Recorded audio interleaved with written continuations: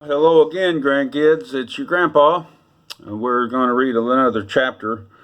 Uh, uh, chapter, whatever it is, chapter 6. We're going to read chapter 6 in our book, The Little House in the Big Woods by Laura Wilder, telling about her days growing up several years ago. And this one's titled Two Bears. One day, Pa said that spring was coming. In the big woods, the snow was beginning to thaw. Bits of it dropped from the branches of the trees and made little holes in the softening snowbanks below. At noon, all the big icicles along the eaves of the little house quivered and sparkled in the sunshine, and drops of water began to run off of their tips. Pa said he needed to go to town to trade the furs of the wild animals that he had been trapping all winter long. So one evening, he made a big bundle of them. There were so many furs that when they were packed tightly together and tied together, they made a bundle almost as big as Pa. Very, very early one morning, Pa strapped the bundle of furs on his shoulders and started to walk to town. There were so many furs to carry that he could not take his gun. Ma was worried, but Pa said that by starting out before sunup and walking very fast all day, he could get home again before it got dark. The nearest town was far away, and Laura and Mary had never even seen a town. They had never seen the store. They had never seen even two houses standing together. But they knew that in a town where there were many houses and stores full of candy and calico and other wonderful things, powder and shot and salt and store-bought sugar, they knew that Pa would trade his furs to the storekeeper for beautiful things from town, and all day they were expecting the presents that he would bring home for them. When the sun sank low below the treetops and no more drops fell from the tips of the icicles, they began to watch eagerly for Pa. The sun sank clear out of sight. The woods grew dark. Still, Pa did not come. Ma started supper and set the table, but he did not come. It was time to do the chores. Still, he did not come. Ma said that Laura might come with her while she milked the cow. Laura could carry the lantern. So Laura put on her coat, and Ma buttoned it up, and Laura put her hands into her red mittens that hung by the red yarn string around her neck, while Ma lit the candle in the lantern. Laura was proud to be helping Ma with the milking, and she carried the lantern very carefully. Its sides were of tin, with places cut in them for the little candlelight to shine through. When Laura walked behind Ma on the path to the barn, the little bits of candlelight from the lantern leaped all around her on the snow, and the night was not yet quite dark. The woods were dark, but there was a gray light on the snowy path, and in the sky there were a few extra faint stars. The stars did not look as warm and bright as the little lights that came from the lantern. Laura was surprised to see the dark shape of Suki, the brown cow, standing at the barnyard gate. Ma was surprised too. It was too early in the spring for Suki to be let out in the big woods to eat grass. She lived in the barn. But sometimes, on warm days, Pa felt that the door of her left the door of her stall open so that she could come into the barnyard. Now Ma and Laura saw her behind the bars waiting for them. Ma went up to the gate and pushed against it to open it, but it did not open very far before there was Suki standing against the gate. Ma said, "Suki, get over." She reached across the gate and slapped Suki's shoulder. Just then, one of the dancing little bits of light from the lantern jumped between the bars of the gate, and Laura saw long, shaggy black fur and two little glittering eyes. Suki had thin, short brown fur, and Suki had large, gentle eyes. "Ma," said Laura, "walk back to the house." So Laura turned around and began to walk toward the house. Ma came behind her. When they had gotten up part way, Ma snatched her up, lantern and all, and ran. Ma ran with her into the house and slammed the door. Then Laura said, "Ma, was that a bear?" Look at the picture of them here.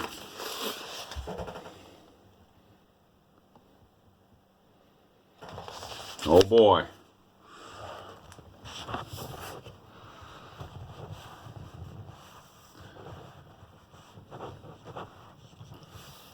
Where was I? Next page.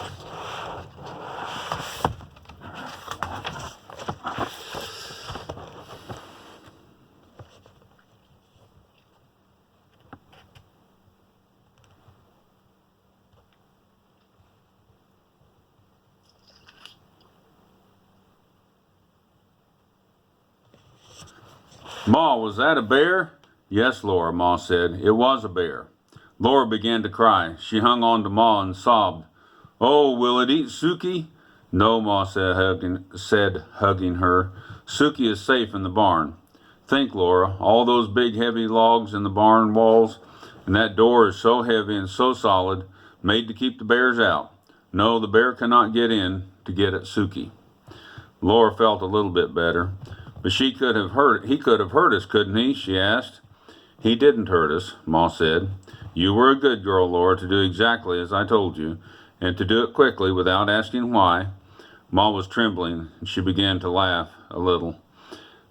To think, she said, I just slapped a bear. Then she put supper on the table. Laura and Mary, Pa still had not come home yet. He didn't come. Laura and Mary were undressed and said their prayers and snuggled into the trundle bed. Ma sat by the lamp mending one of Pa's shirts, and the house seemed cold and still and strange without Pa there. Laura listened to the wind in the big woods. All around the house, the wind went crying as though it were lost in the dark and the cold. The wind sounded frightened. Ma finished mending the shirt. Laura saw her fold it slowly and carefully. She soothed it with her hand. Then she did a thing that she had never done before. She went to the door and pulled the leather latch string through its hole in the door so that nobody could get in from outside unless she lifted the latch. She came and took Carrie, all limp and sleeping, out of the big bed, and she saw that Laura and Mary were still awake. She said to them, Go to sleep, girls. Everything's going to be all right. Pa will be here in the morning. Then she went back into her rocking chair and sat there rocking gently, holding baby Carrie in her arms. She was sitting up late waiting for Pa, and Laura and Mary meant to stay awake too, till he came. But finally, they went to sleep. In the morning, Pa was there. He had bought candy for Laura and Mary and 2 pieces of pretty calico to make them each a dress, and Mary's was a china blue pattern on a white background, and Laura's was dark red with little golden brown dots on it. Ma had calico for a dress too. It was brown with a big feathery white pattern all over it. They were all happy because, well, Pa had got such good prices for his furs that he could afford to get them such beautiful presents. The tracks of the big bear were all around the barn, and there were marks of his claws on the walls, but Suki and the horses were safe inside the barn. All that day the sun shone, the snow melted, and little streams of water began to run on the icicles, which from time to time grew thinner before the sun set that night. The bear tracks were only shapeless marks in the wet, soft snow now.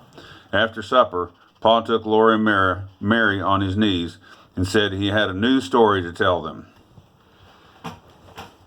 The story of Pa and the Bear in the Way. When I went to town yesterday with the furs, I found it hard walking in the soft snow. It took me a long time to get to town.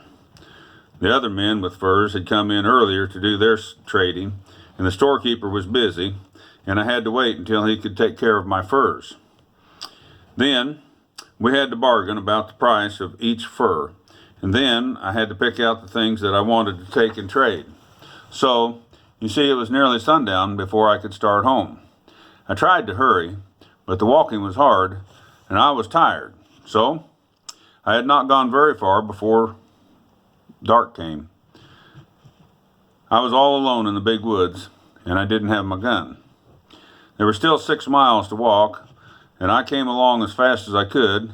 The night grew darker and darker, and I wished for my gun because I knew that some of the bears had come out of their winter dens, and I had seen their tracks when I went to town in the morning. Bears are hungry and cross at this time of the year, so you know they have been sleeping in their dens for all winter without anything to eat, and that makes them a little bit thin and a little bit angry when they wake up. I did not want to meet one. I hurried along as quick as I could in the dark, but by now the stars gave very little light. It was still black as pitch where the woods were thick, but in the open spaces I could see dimly, and I could see snowy road ahead of me with a little ways, and I could see the dark woods were standing all around me. And I was glad when I came into an open space where the stars gave me a little bit of light. All the time I was watching. I was watching as well as I could for bears. I was listening for the sounds that they make when they go through the woods and the bushes carelessly. Then I came again into an open place, and there, right in the middle of my road, I saw a big black bear. He was standing up on his hind legs, looking at me, and I could see his eyes shining, and I could see his pig snout, and I could even see one of his claws in the starlight. My scalp prickled. My hair stood straight up on end. I stopped in my tracks, and I stood still. The bear did not move. There he stood, looking right at me. I knew it would do no good to try and go around him. He would follow me into the dark woods, where he would be better than where he could see better than I could. I did not want to fight a winter-starved bear in the dark. Oh, how I wished that I had my gun. I had to pass that bear to get home. I thought, well, maybe if I can scare him, he might get out of the road and let me go by. So I took a deep breath, and suddenly I shouted with all my might, and I ran at him waving my arms, but he didn't move. I did not run very far towards him. I tell you the truth, I stopped and I looked at him, and he stood looking at me, and then I shouted again, and he just stood there, and I kept on shouting and waving my arms, and he didn't move. Well, it would do me no good to run away. There were other bears in the woods, and I might meet one of them at any time, and I might as well just deal with this one as deal with another one. Besides, I was coming home to Ma and you girls, and I would never get there if I ran away from everything in the woods that scared me. So, at last I just looked around, and I got a good big club and a solid heavy branch that had been broken from a tree by the weight of the snow in the wintertime, and I lifted it up in my hands, and I ran straight at that bear, and I swung my club as hard as I could and brought it down, bang, right on his head. He just stood there. He was nothing but a big, black, burned-out stump. Look at the picture. Big old stump of a tree that he thought was a bear.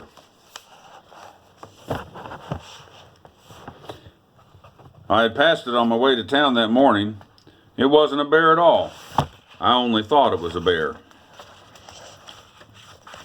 Well, I guess the reason I thought it was a bear was because I'd been thinking all the time about bears and being afraid that I'd meet one. It really wasn't a bear at all. Mary asked. It really wasn't a bear at all, Mary asked. No, Mary, it wasn't a bear at all. There I had been yelling and dancing and waving my arms all by myself in the big woods trying to scare a stump. Laura said, ours was really a bear, but we were not scared because we thought it was Suki. Pa did not say anything, but he hugged her tighter. Oh, that bear might have eaten Ma and me all up, Laura said, snuggling closer to him. But Ma walked right up to him and slapped him, and he didn't do anything at all. Why didn't he do anything, Pa? I guess he was too surprised to do anything, Laura, Pa said. I guess he was afraid when the lantern shone up in his eyes, and when Ma walked up to him and slapped him, he knew she wasn't afraid. Well, you were brave too, Laura said, even if it was only a stump. You thought it was a bear, and you'd have hit him on the head with a club if he had been a bear, wouldn't you, Pa? Yes, Pa said, I sure would have. You see, I had to. Then Ma said it was a bedtime, and she helped Laura and Mary undress and button up their red flannel nightgowns, and they knelt down by the trundle bed and said their prayers. Now I lay me down to sleep. I pray the Lord my soul to keep. If I should die before I wake, I pray the Lord my soul to take. Ma kissed each one of them, tucked them in under the covers with the blankets all the way around them. And they lay there for a while looking at Ma's smooth parted hair and her hands busy with sewing in the lamplight. Her needle made little clicking sounds against her thimble, and then the thread went softly swish right through the pretty calico that Pa had traded furs for. Laura looked at Pa, who was greasing his boots. His mustache and his hair and his long brown beard were silky in the lamplight, and the colors of his plaid jacket were gray. He whistled cheerfully while he worked, and then he sang. The birds were singing in the morning, and the myriad of the ivy were in the bloom, and the sun o'er the hills was dawning. 'Twas then that I laid her in the tomb. It was a warm night. The fire had gone to coals on the hearth. Pa did not build it back up, and all around the little house in the big woods there were little sounds of snow falling, and from the eaves there was the drip, drip, drip, drip of the melting icicles. It was in just a little while, the trees would be putting out their baby leaves, and all the rosy yellow and pale green, and there would be wild flowers and birds in the woods, and then there would be no more stories by the fire at night, but all day long Laura and Mary would run and play among the trees, for it would be spring. So it's all thawing out, and spring is coming, and that's the end of the story about the two bears. Ma's bear was a real bear, and Pa's bear was just a tree stump. But I hope you kids know that there's nothing to fear that God cannot take care of for you. And when things happen that we can't control, and there will always be things in your life that you can't control, God is still the God who answers prayer. Prayer is a time that we share with God and talk to Him about things that we know He can change and affect. And we hope and pray that each one of you kids is safe, and know that we're safe, and this quarantine thing will be over soon, and we'll all be able to see each other again soon. We love you, and we'll see you soon. Bye.